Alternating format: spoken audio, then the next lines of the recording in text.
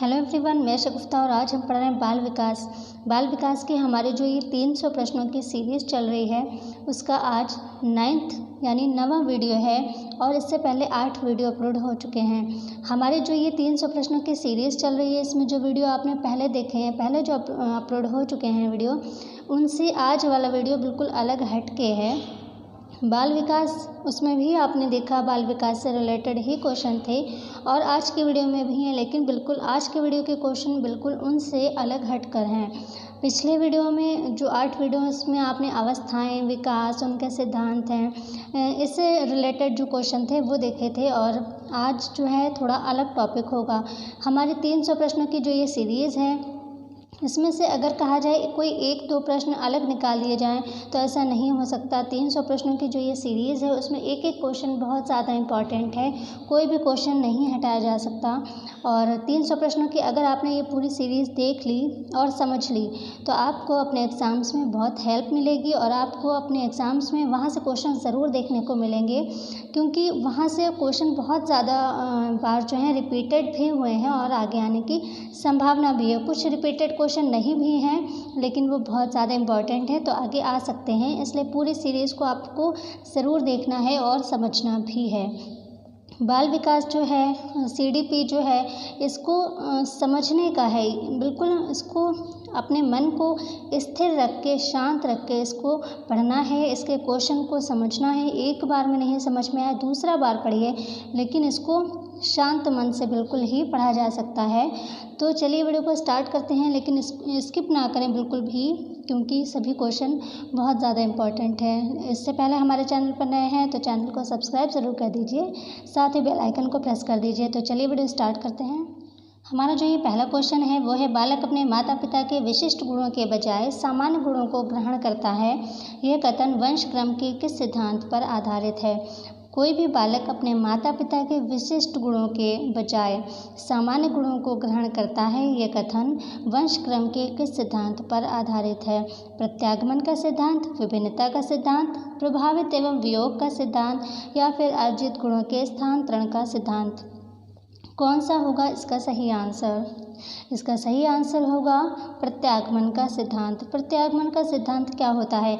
प्रत्यागमन का मतलब क्या होता है? प्रत्यागमन का अर्थ क्या होता है? प्रत्यागमन का अर्थ होता है विपरीत।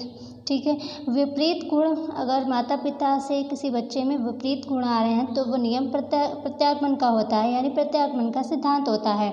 प्रत्यागमन का अर्थ ही होता है विपरीत। और जैसे कोई मंद बुद्धि के अगर माता पिता हैं तो उनकी संतान कभी देखा गया है प्रखर बुद्धि की होती है। माता पिता मंद बुद्धि के हैं लेकिन उनकी जो संतान होती है वो उसका IQ अच्छा होता है, वो अच्छी बुद्धि का होता है, प्रखर बुद्धि का होता है। तो ये सिद्धांत होता है प्रत्यागमन का सिद्धांत, यानी बिल्कुल विपरीत होता है उसमें। तो ये होता है प्रत्यागमन का सिद्धांत और प्रत्यागमन का अर्थ ही होता है विपरीत। तो यहाँ पर जैसे कि क्वेश्चन में भी देखें आप, बालक अपने माता पिता के विशिष्ट गुणों के बजाय सामान्य गुणों को ग्रहण करता है, यह कथन वंश क्रम के किस सिद्धांत पर आधारित है? तो ये है प्रत्यागमन के सिद्धांत पर। ठीक है, क्योंकि वो अलग हट के जो है उसमें ग्रहण कर रहा है गुणों को, इसलिए ये प्रत्यागमन का सिद्धांत है। और फ्रेंड्स, ये जो नियम है प्रत्यागमन का सिद्धांत, विभिन्नता का, समानता का सिद्धांत, इसको एक लाइन में नहीं पढ़ा जा सकता। इसको डिटेल में आपके नेक्स्ट वीडियो इसी पर लाऊंगी मैं। आपको प्रत्यागमन का सिद्धांत, समानता का सिद्धांत, विभिन्नता का सिद्धांत या फिर मन के जो भाग फ्राइड ने बताए हैं, चेतन मन या इस तरह के जो है उनको डिटेल में पढ़ाया जा सकता है, एक लाइन में उसको नहीं समझाया जा सकता, इसलिए इसके लिए अलग से वीडियो बना दूँगी। नेक्स्ट वीडियो इसी के ही होंगे। ठीक है, तो इसका राइट आंसर है प्रत्यागमन का सिद्धांत। नेक्स्ट देखें, निम्न में से किसे विकास के सिद्धांतों में शामिल नहीं किया जा सकता? निम्न में से किसे विकास के सिद्धांतों में शामिल नहीं किया जा सकता? जैसे कि पहले ही मैंने बताया है कि विकास के सिद्धांत जो हैं ये बाल विकास का इम्पॉर्टेंट चीज़ है। जैसे बाल विकास में कुछ चीज़ें जो हैं बहुत ज़्यादा इम्पॉर्टेंट हैं, जैसे कि पहले ही बोला हुआ है कि विकास का सिद्धांत जितने भी हैं आपको उनको बहुत अच्छे से बिल्कुल पढ़ लेना है, याद कर लेना है, क्योंकि ये ज़रूर पूछे जाते हैं विकास का सिद्धांत। तो इनमें से विकास का सिद्धांत कौन सा नहीं है जो ये 4 दिए गए हैं? तो विकास एक सतत प्रक्रिया है, ये तो विकास का सिद्धांत है। विकास एक सतत प्रक्रिया है जो कि हमेशा चलती रहती है। तो विकास एक सतत प्रक्रिया है, तो ये तो हो गया है। और इसमें पूछा जा रहा है नहीं है, ठीक है। तो विकास एक व्यक्तिगत प्रक्रिया है। क्या विकास एक व्यक्तिगत प्रक्रिया है? बिल्कुल है, विकास एक व्यक्तिगत प्रक्रिया भी है।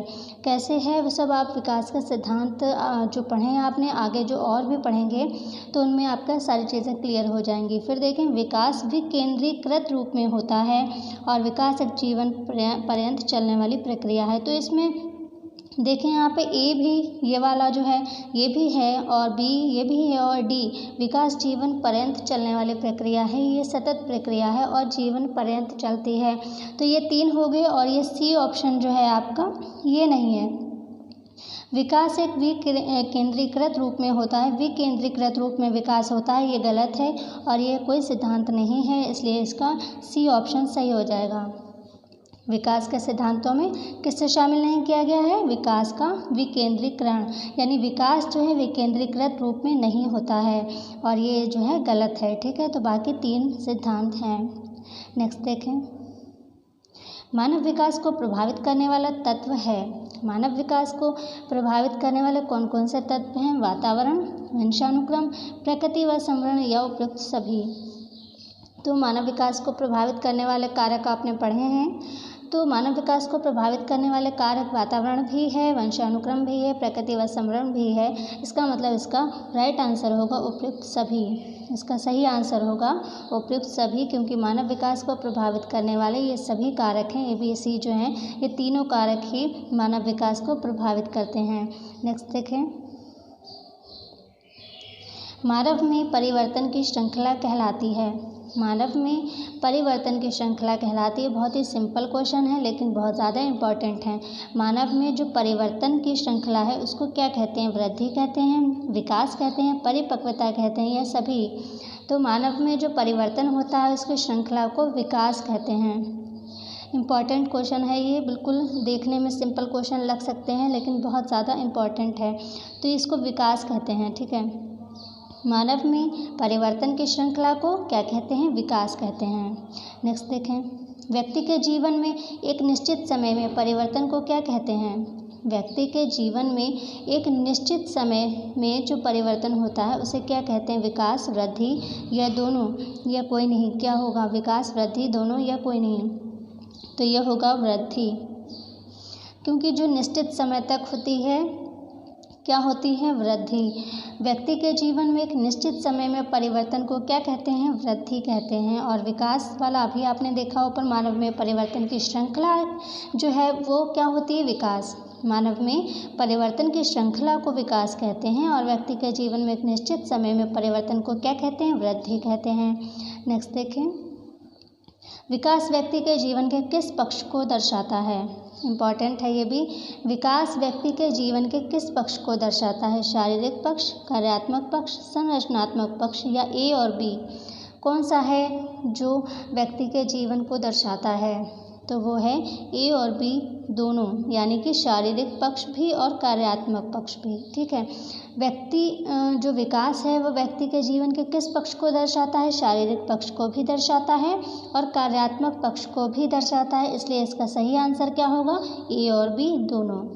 नेक्स्ट देखें, वंशानुक्रम के निर्धारक हैं। वंशानुक्रम के निर्धारक कौन से तत्व हैं? जीन, गुणसूत्र, या फिर ये दोनों, या इनमें से कोई नहीं? तो कौन सा है वंशानुक्रम के निर्धारक तत्व?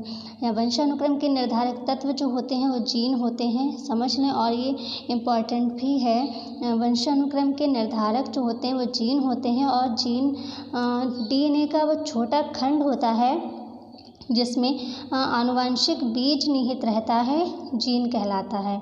जीन की, वैसे तो जीन के बारे में बहुत कुछ लिखा गया है और बहुत ज़्यादा है जीन के बारे में, लेकिन इसकी अगर एक छोटी सी डेफिनेशन निकालें कि जीन किसे कहते हैं, तो जीन DNA का वो छोटा सा खंड होता है जिसमें आनुवांशिक बीज निहित रहता है, जीन कहलाता है। ये एक छोटी सी परिभाषा है जीन की।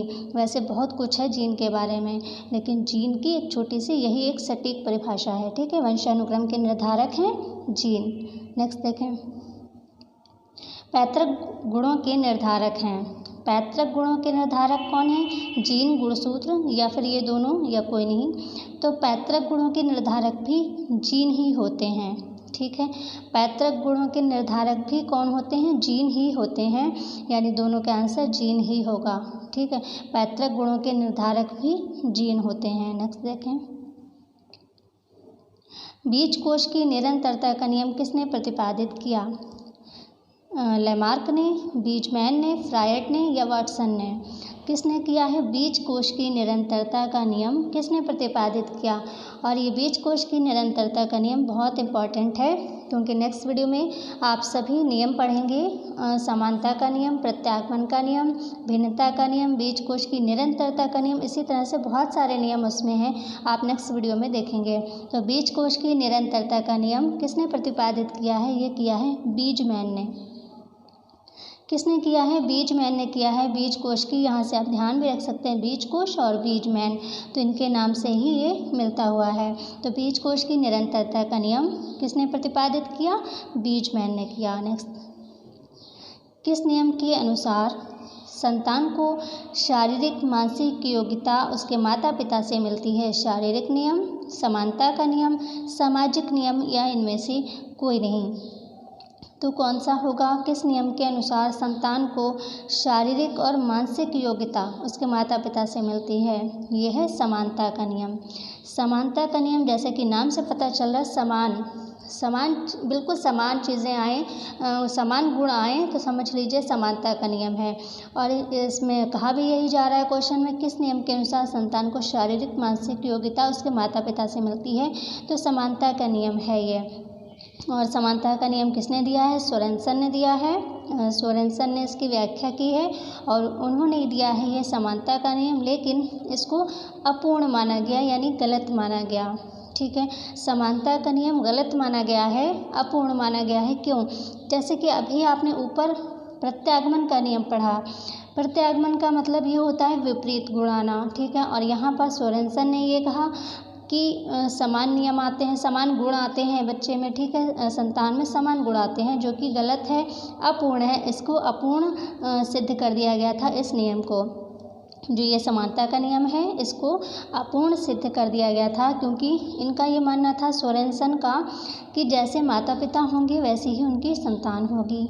जैसे अगर मंद बुद्धि माता पिता है तो उनके संतान भी मंद बुद्धि होगी, तो ऐसा तो नहीं होता है। तो इसका मतलब ये गलत नियम है और इसका खंडन भी किया गया था और इसको अपूर्ण घोषित कर दिया गया था। किसको? समानता के नियम को। क्योंकि प्रत्यागमन का नियम ये कहता है कि विपरीत गुण भी आ सकते हैं।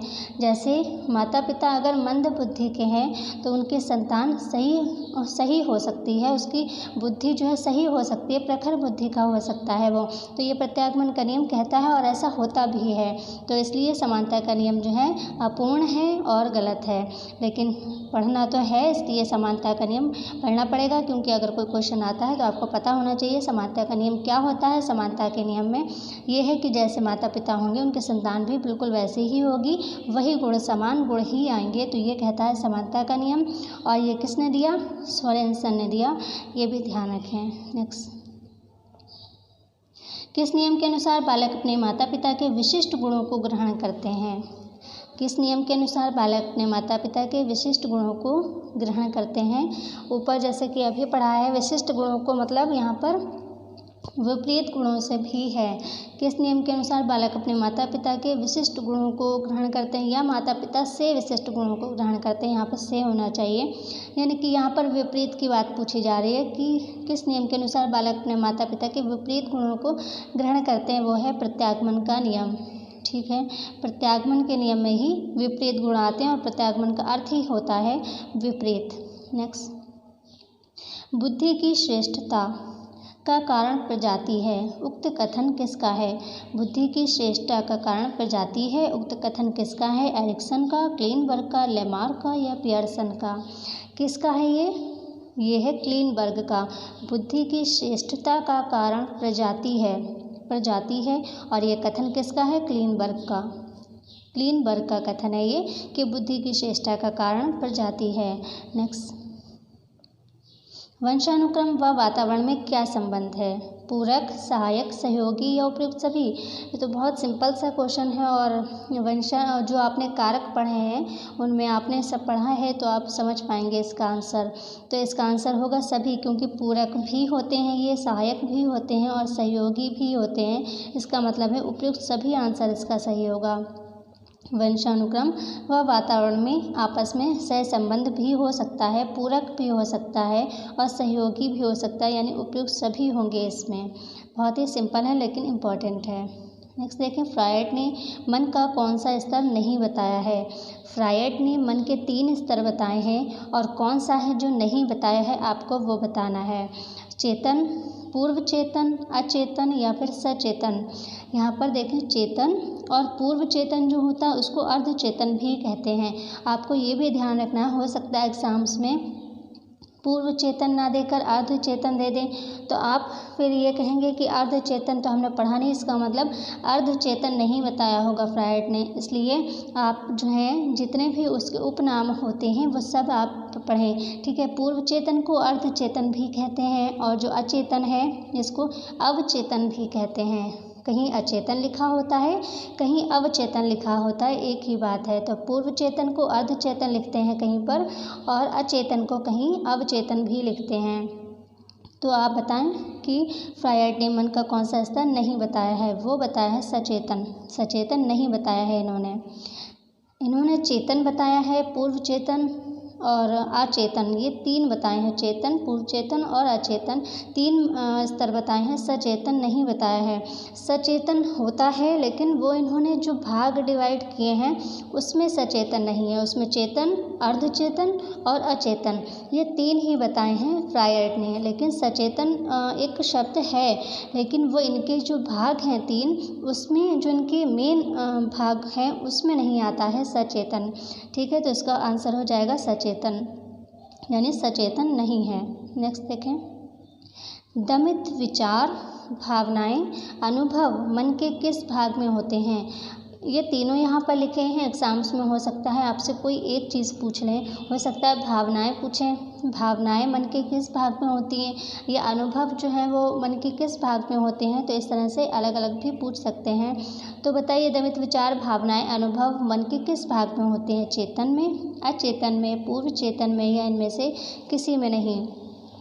तो किस में होते हैं दमित विचार, भावनाएं और ये सब? ये होते हैं अचेतन में। किस में? अचेतन में। बी ऑप्शन है, ठीक है, अचेतन में। इसे सुलभ स्मृति भी कहते हैं। अचेतन को सुलभ स्मृति कहते हैं, ये भी ध्यान रखें आप। सुलभ स्मृति, सुलभ मीन्स क्या होता है? बहुत ही आसान, सुलभ मीन्स होता है। तो अचेतन को सुलभ स्मृति भी कहते हैं और ये मन का लगभग 90% हिस्सा होता है अचेतन। कितना होता है? 90% हिस्सा होता है मन का अचेतन। ध्यान रखें, चेतन को नहीं करना, चेतन तो मात्र 10% ही होता है। अचेतन जो है, अचेतन 90% हिस्सा होता है मन का, ये भी ध्यान रखें। और अचेतन को सुलभ स्मृति भी कहते हैं। नेक्स्ट देखें, अचेतन मन की तुलना किससे की गई है? अचेतन मन, जिसको अवचेतन भी कहते हैं, इसकी तुलना किससे की गई है? पशु पक्षियों से, हिमखंड से, या दोनों से, या कोई नहीं? तो इसकी तुलना की गई है हिमखंड से, यानी बर्फ़ के टुकड़ों से। अचेतन मन की तुलना किससे की गई है? हिमखंड से, मतलब बर्फ़ के टुकड़ों से अचेतन मन की तुलना की गई है। नेक्स्ट, मनोविश्लेषण सिद्धांत के जनक किसे कहा जाता है? बहुत ही सिंपल है और बहुत इम्पॉर्टेंट भी है, क्योंकि ये फ्रायड का है और ये फ्रायड जो है इम्पॉर्टेंट वैज्ञानिक हैं, बाल विकास से रिलेटेड। जीन पियाजे हैं, फ्रायड हैं, ये सभी इम्पॉर्टेंट हैं। तो मनोविश्लेषण सिद्धांत के जनक कौन है? फ्रायड हैं, ये ध्यान रखें। नेक्स्ट, और ये जो सभी क्वेश्चन आज के वीडियो में है, सभी क्वेश्चन बिल्कुल अलग हैं और हट के हैं और सभी इम्पॉर्टेंट है, बहुत ज़्यादा इम्पॉर्टेंट है, ये एग्ज़ाम्स में आ सकते हैं। बालक के विकास की प्रथम अवस्था कौन सी है? इम्पॉर्टेंट है ये, क्योंकि यहाँ पर आप, क्योंकि शैशवावस्था, बाल्यावस्था, ये भी चीज़ें आपने पढ़ी हुई हैं, तो हो सकता है आप ये सोचें कि शैशवावस्था प्रथम अवस्था होती है।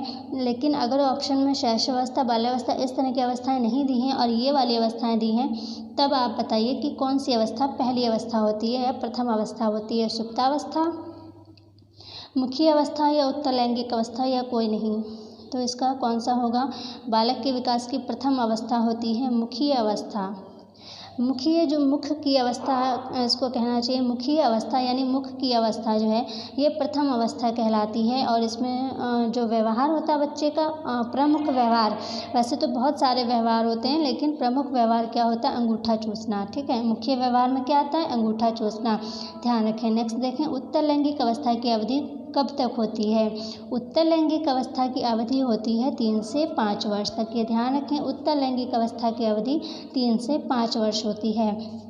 और जो आपने आज के वीडियो में जो क्वेश्चन देखे हैं इन सभी को डिटेल में आप ज़रूर पढ़ेंगे नेक्स्ट वीडियो में, लेकिन ये क्वेश्चन बहुत ज़्यादा इंपॉर्टेंट है, उनके आंसर भी जानना आपके लिए बहुत ज़रूरी है, इसलिए आपने ये क्वेश्चन देखे। इनकी जो चीज़ें इसमें आपने जो पढ़ी हैं, इस वीडियो में आपने जो जो चीज़ें पढ़ी हैं वो सारी चीज़ें आप डिटेल में भी नेक्स्ट वीडियो में पढ़ेंगे। तो आज के वीडियो में फ़िलहाल बस इतना ही, मिलते हैं अगले वीडियो में, तब तक के लिए take care and bye bye.